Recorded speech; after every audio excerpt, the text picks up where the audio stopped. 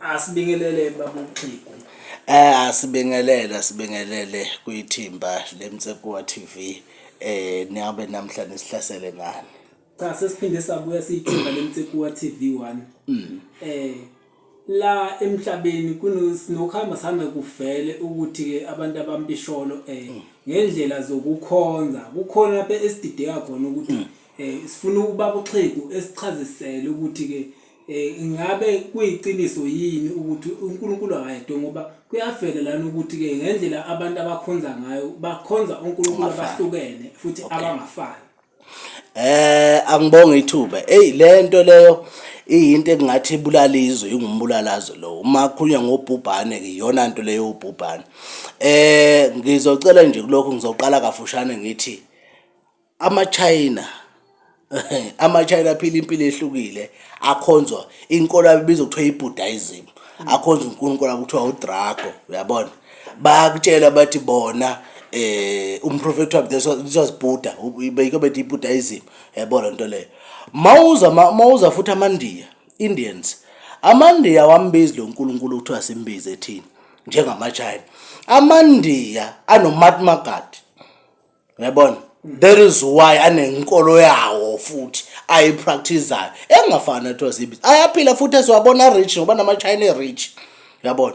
Lento ifica nje thina ndle mpisholo nalo uNkulunkulu ukuthiwa simbize ukuthi ke engabe kithi kuhlanganaphi. Kodwa ukuphendula lo mbuzo wakho ngizocela ukuthi ngoba bonke abantu namhlanje bazi ukuthi yonke into iyiBhayibheli, ngizocela ukuphendula umbuzo wenu ngeBhayibheli.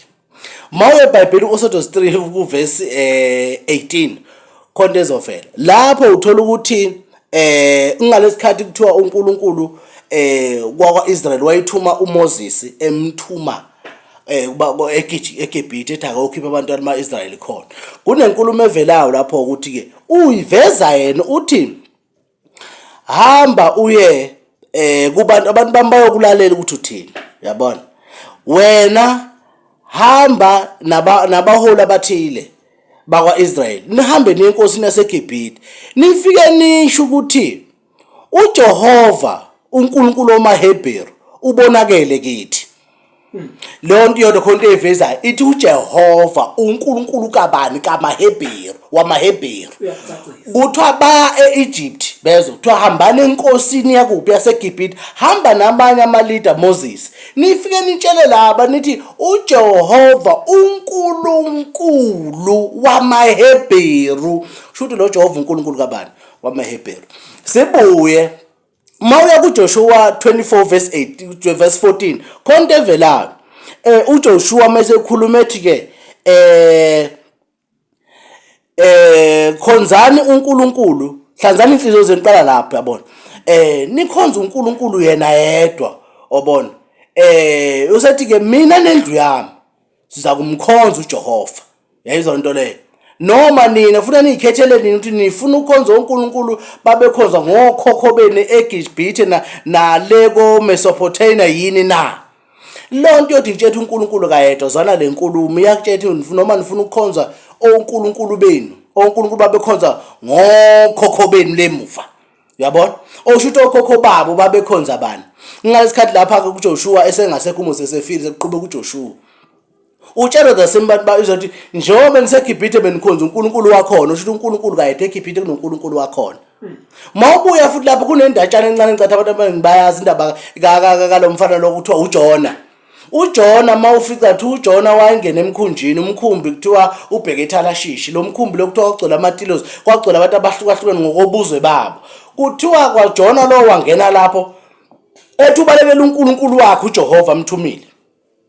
Kuthiwa mawuqala umkhumbi umoya umelana nomkhumbi amanzi eqala ngena emkhunjini. Waqala wenza njani abantu? Kuthiwa wonke induna yomkhumbi yamemezela. Yathi wonke umuntu akabiza uNkulunkulu wakhe. Ukuthi nakho siyafa acela ukuvikeleka. Nangaphela kuthiwa bababiza uNkulunkulu wabo ngokwezizwe zabo. Egcineni lento kuthiwa bagcina bephungula nemithwalo emkhumbi bebothi nawo umkhumbi uzika. Kwaze yakhuluma mumva indoda athi hayi. Base bethi wena ndoda sathi sifa sithanda ulele wena ngaliphi uyiliphi. Wathi ngingumHebheru wamaHebheru ngiyamoyika uJehova.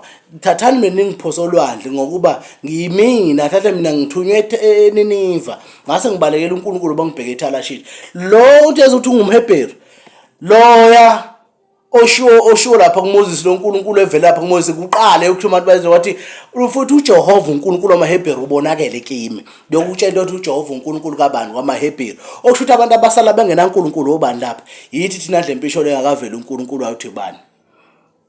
Kodwa labo bayavela la iChristianity nansi noNkulunkulu wabo ngoba amaMuslim athi akhoza uAllah, umprofeti wabo nguMuhammad, awambizi lo uNkulunkulu othi wasembize thina. Laba kuyabonakala futhi ukuthi lo uNkulunkulu ngowaba, akukho la usihlanganisa khona thina nabo. Okusho ukuthi iqiniso lithi uNkulunkulu akayedwa. AmaChina noNkulunkulu wawo, amaNdiya noNkulunkulu wawo, amaMuslim anoNkulunkulu wawo.